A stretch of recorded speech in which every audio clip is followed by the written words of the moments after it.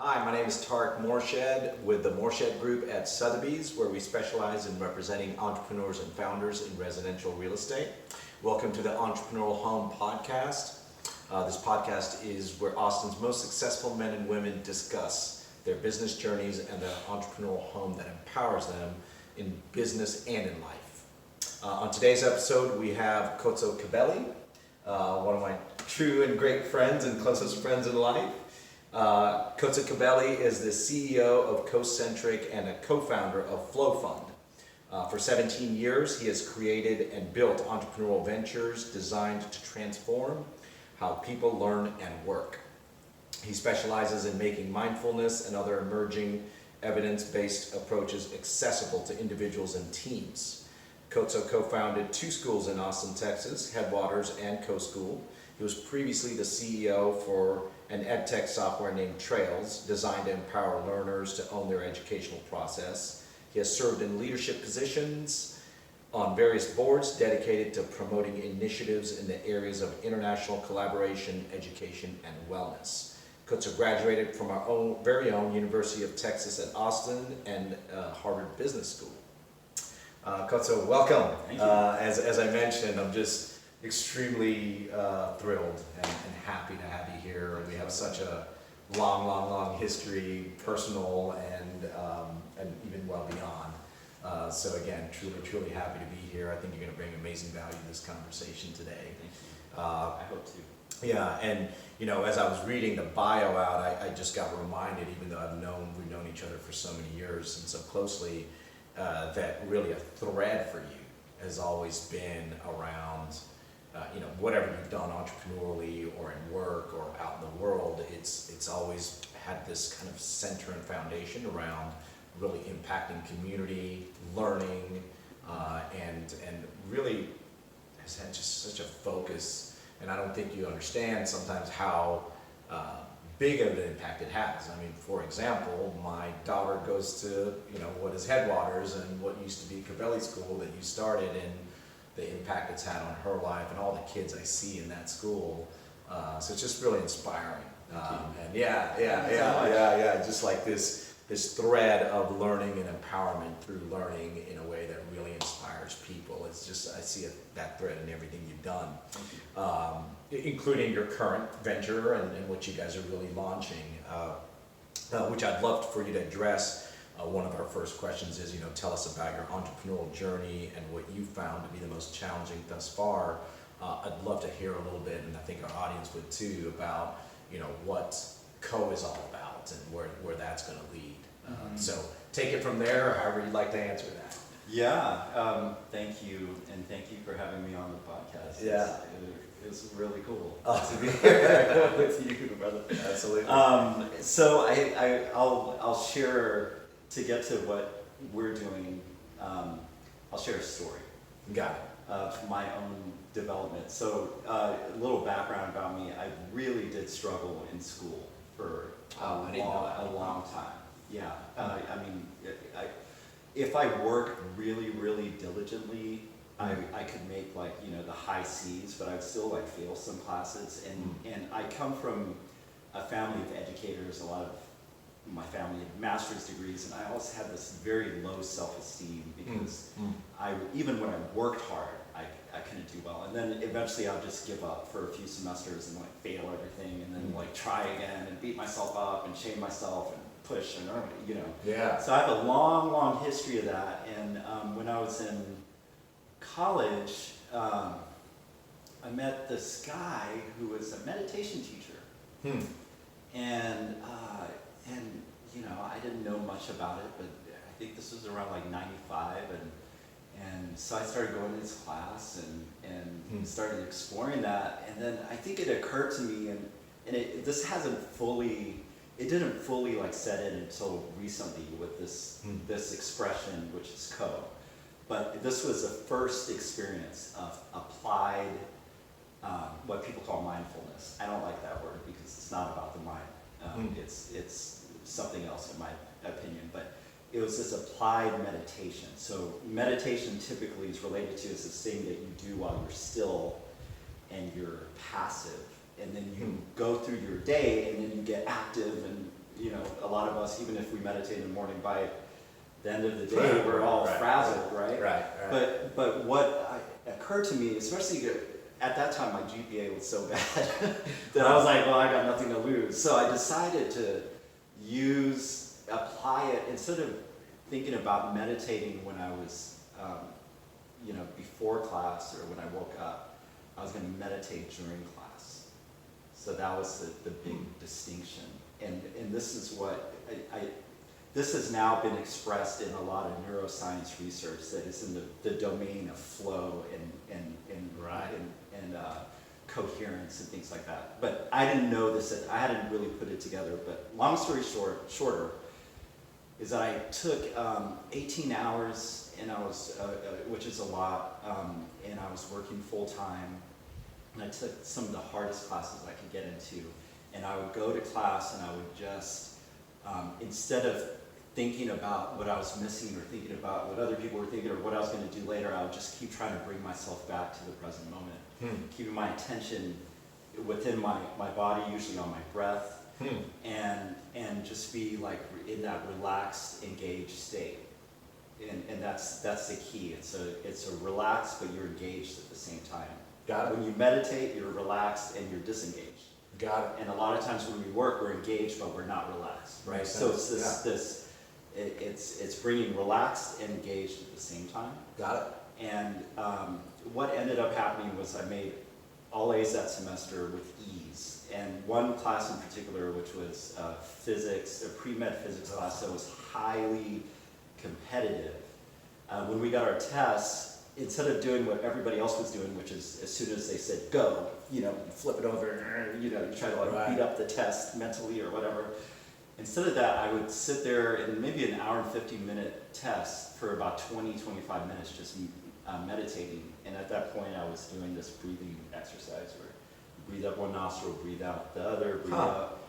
And I would just sit there. Nobody noticed because everybody was intent, And then eventually I would just turn over the test very naturally and just take it. And even when I came to problems that I didn't understand, I could just figure it out anyway. It was weird. I was like, this sounds woo-woo, but whether woo-woo or not, I was in the top 3 in every test and then top 3 in the class. Wow. And without working like a quarter as hard as I think anybody else who's up there or that I would have in the past. Makes sense. So it just changed my life. And what came out of that was I also did that, I used that same technique when I took the MCAT, which is the medical school entry examination, and I didn't go to medical school, but I scored high enough to teach it at Kaplan. So all of a sudden I was teaching these people that up until then, they were smarter than me and better than me and all this, I had all this ideas and self-esteem stuff.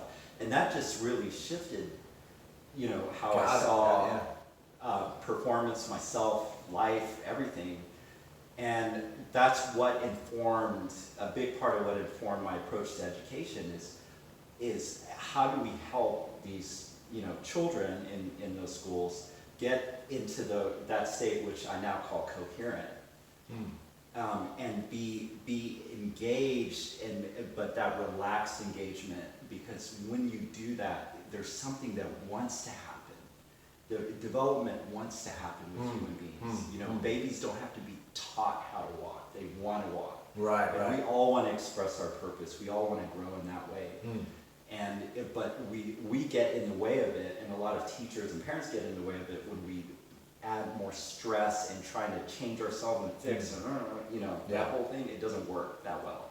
But once you can reduce that a bit, something happens that it's been there the whole time. And so that was my approach. Now, with to get to your question, what we're doing is we're creating that same sort of experience for adults.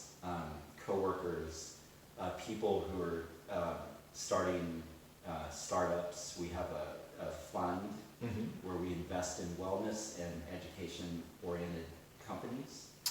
And that's Co's focus. Co's got a bunch of different swim lanes, we call them, but but it's really what its focus is about is human development through coherence. Got it.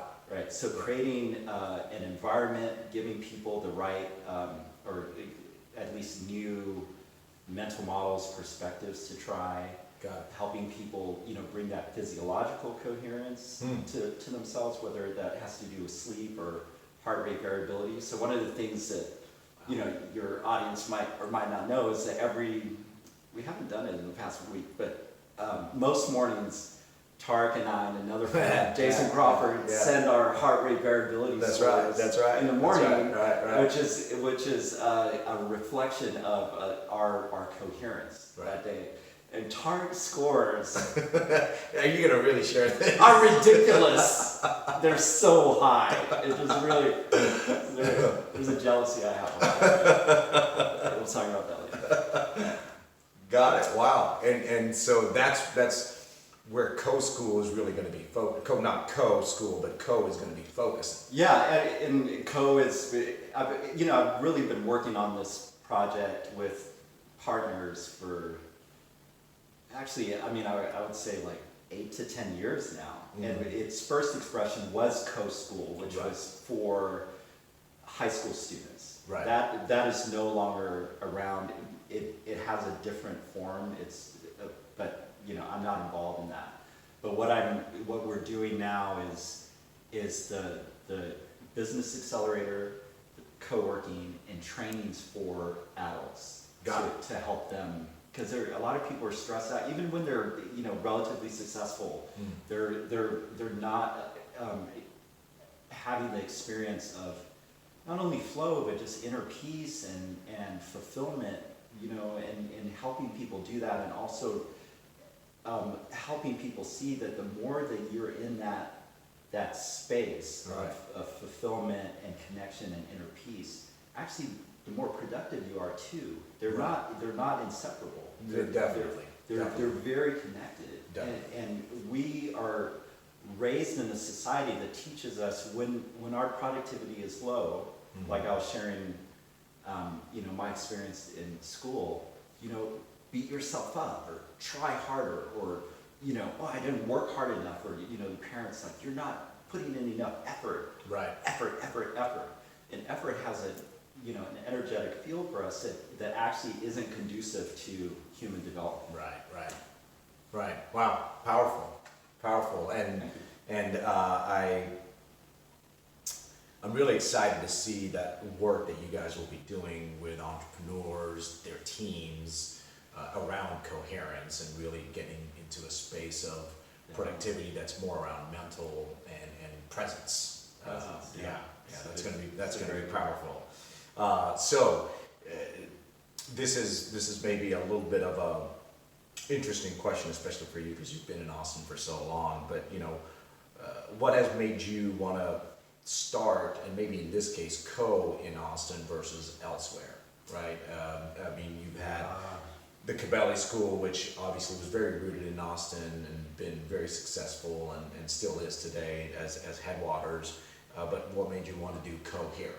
Well, one, I've been here for a while, so part of it was just I live here. But why I'm glad, and I do think that Austin was a big part of being able to do those projects.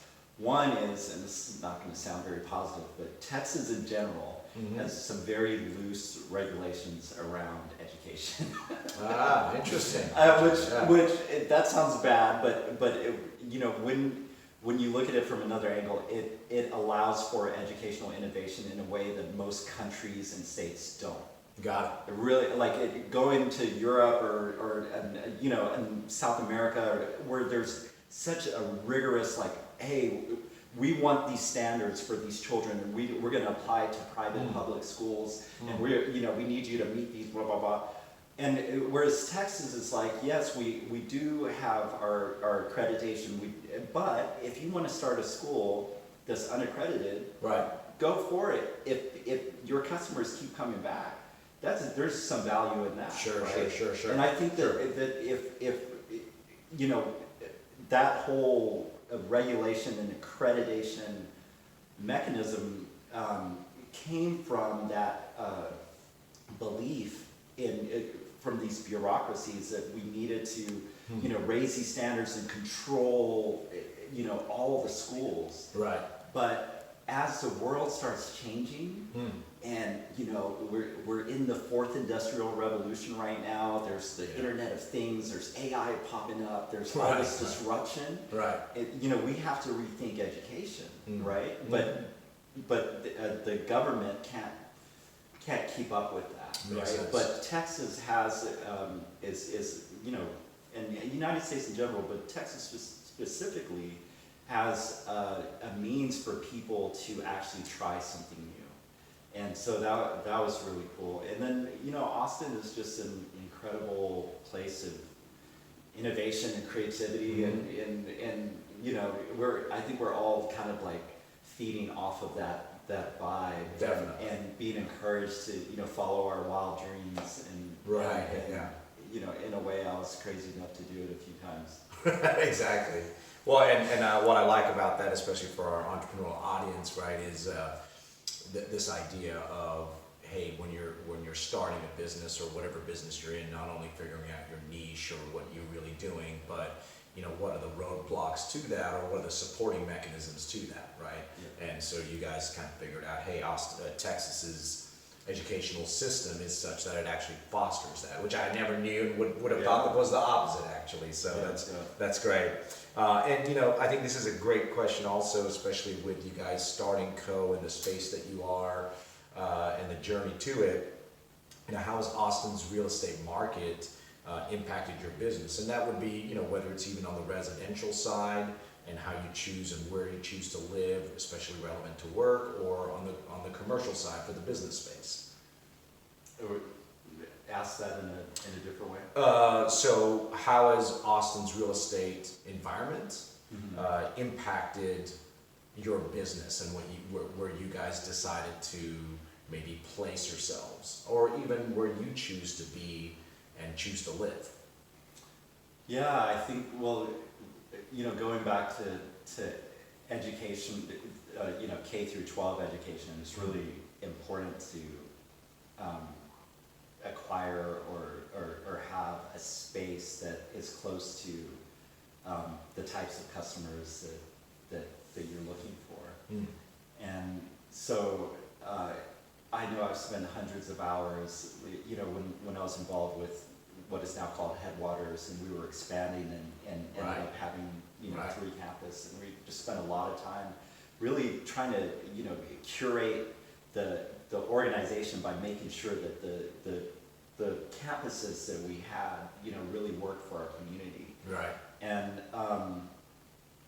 it really, I just want to acknowledge there's a huge challenge around that, because Austin's just so desirable, and it's gone through so much growth. Right. But I think we're able to do that really well, and I think the other thing that's really nice about Austin is that the more central and kind of like urban, so to speak, that you are, like the more conducive it is to educational ventures, because especially when you get from middle school to high school and beyond, right, you start using the city as a classroom.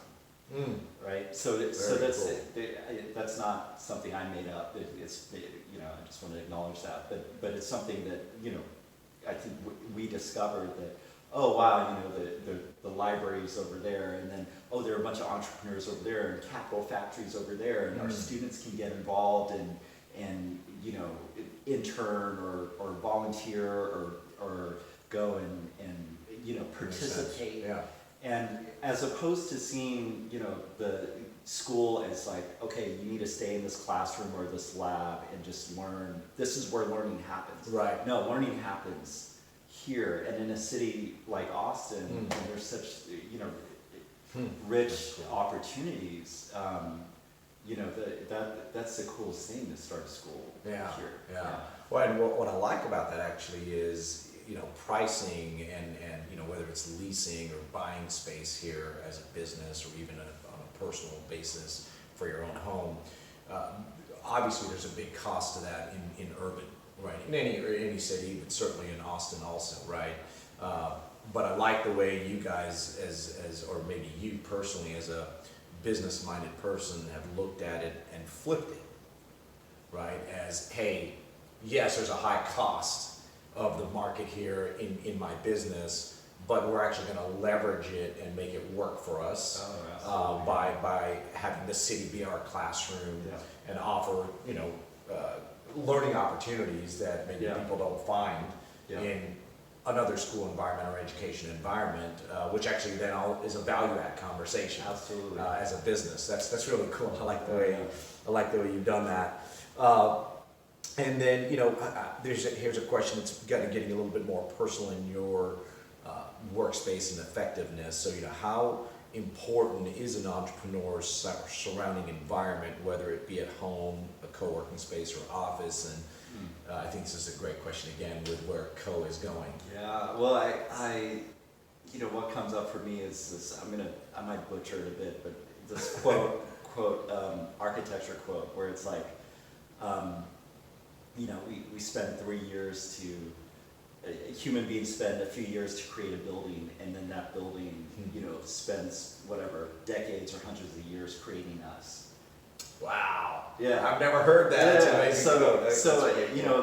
A big part of my approach to training, education, human development is context. Things are contextual. So there's, for example, I won't belabor this point, but in this conversation, there's the content of my words, but there's a lot more happening, right? And I'm not just talking about body movement or tonality, how you're looking at me, the background of relatedness that we have, whatever, context your viewers are bringing to this situation. It's a lot is contextual.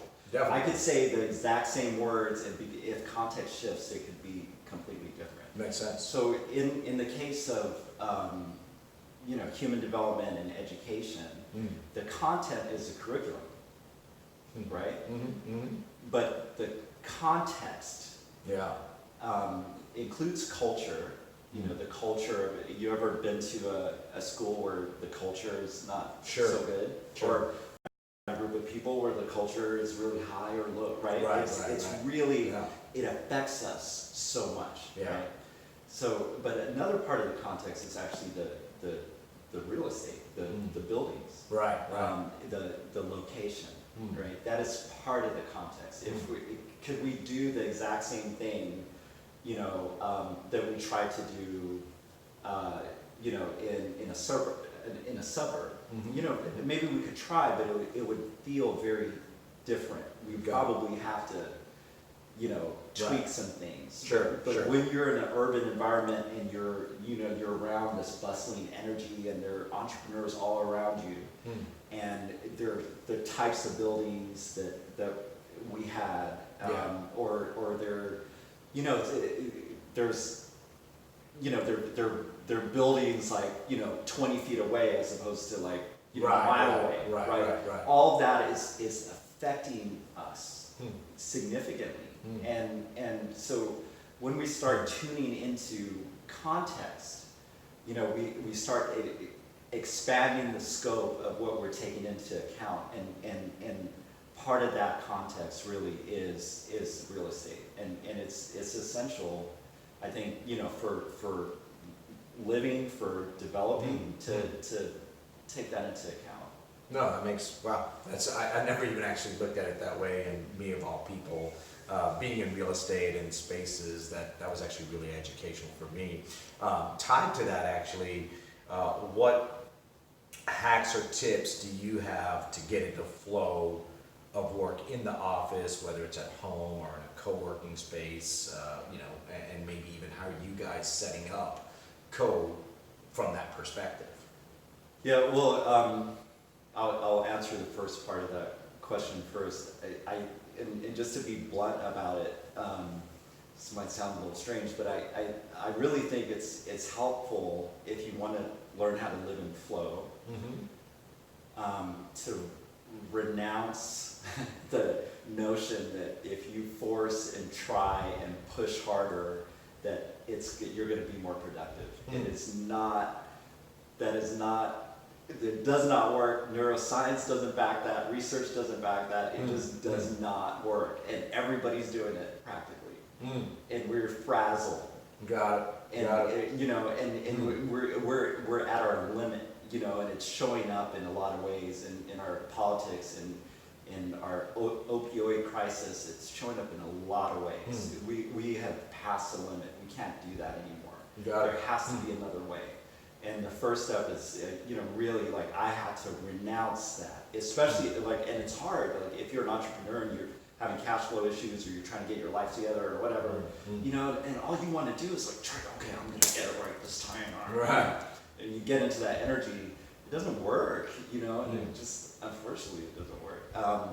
So you have to, I think that's step one, and once you start, you make that you know, internal choice, then you can start exploring what works for you. I mean, there's stuff that's physiological, you know, sleep better. Right, you know, right. Put the screens away and try to, you know, work on your sleep.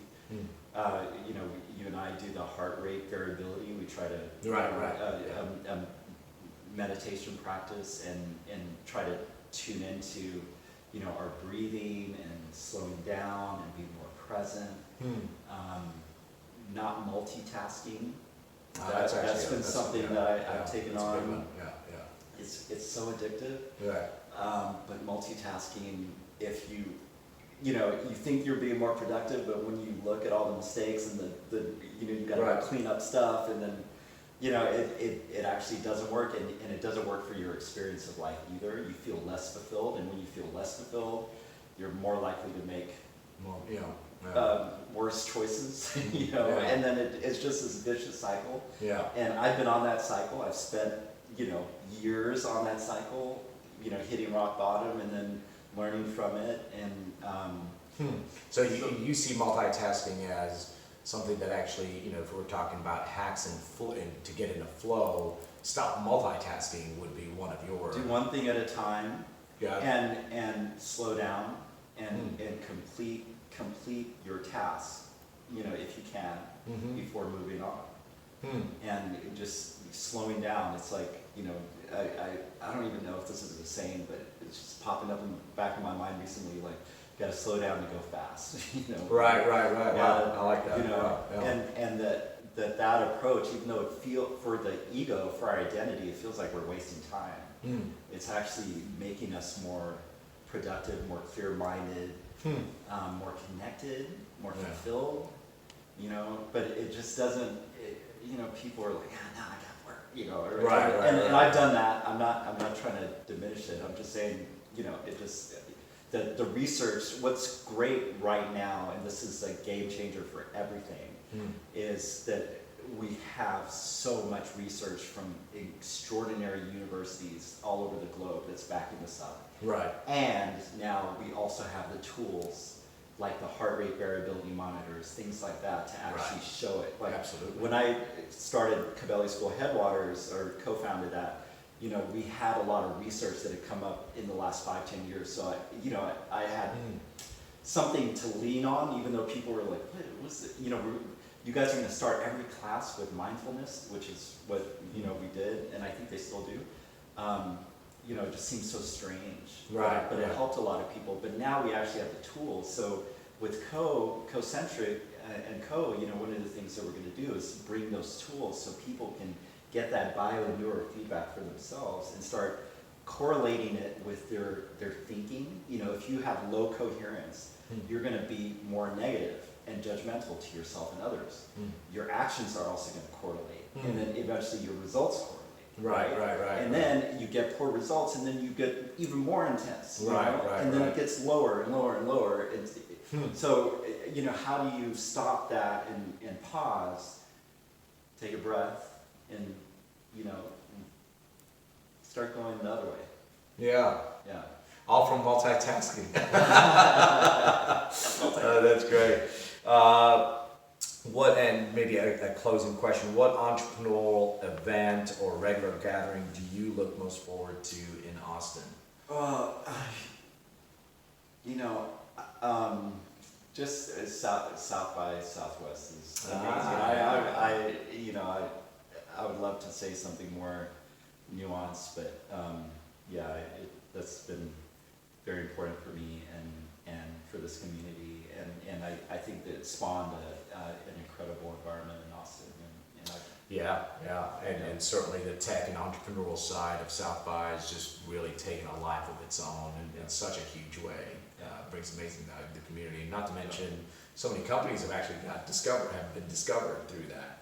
That's almost become a focus for launches, it seems, right? Yeah, and I think people come here to people from all over the world come to South by as almost like an oracle. You know, if you come to South by and you'll see what's gonna become mainstream, 10, 12 years from now. Right. And that's really, really powerful, and it's promoted Austin as this really, innovative, cutting edge city, which, global, world class, cutting edge innovation center. Definitely, which we are. definitely. And it sounds like you've also met maybe amazing people, other entrepreneurs, whether it's from a networking or ideation perspective, all kinds of things. That's great. I mean, it's I'm so grateful. I've learned so much, from people in the community. Nice. I really, credit them for helping me get to the place that I'm at now, which I'm just having a blast. That's so awesome. fun. That's awesome. Yeah. That's awesome. And talking about blasts and then kind of a blast off, so Co is going to be at the location. I'd love for you to share that, as well as whether there's a website people can find you guys at. Yeah, our website is www.ko, which is spelled K-O, .is, I-S, K-O. .is. Co-is, Yeah.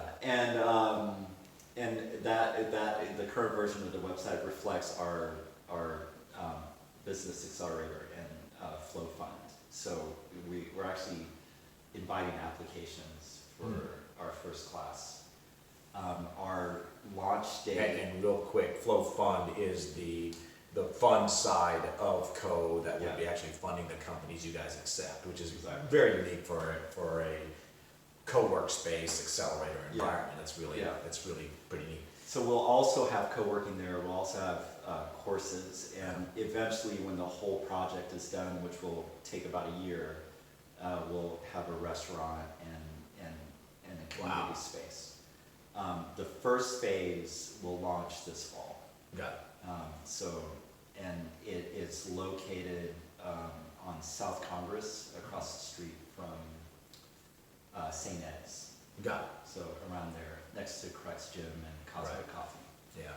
Nice. Awesome. Yeah. Awesome. Man, it's been a blast to have you, not to use that word again, but been really, really enjoyable to have you and share just all your wisdom and your experience, both in life and your entrepreneurial journey. So thank you for being here. Thank you.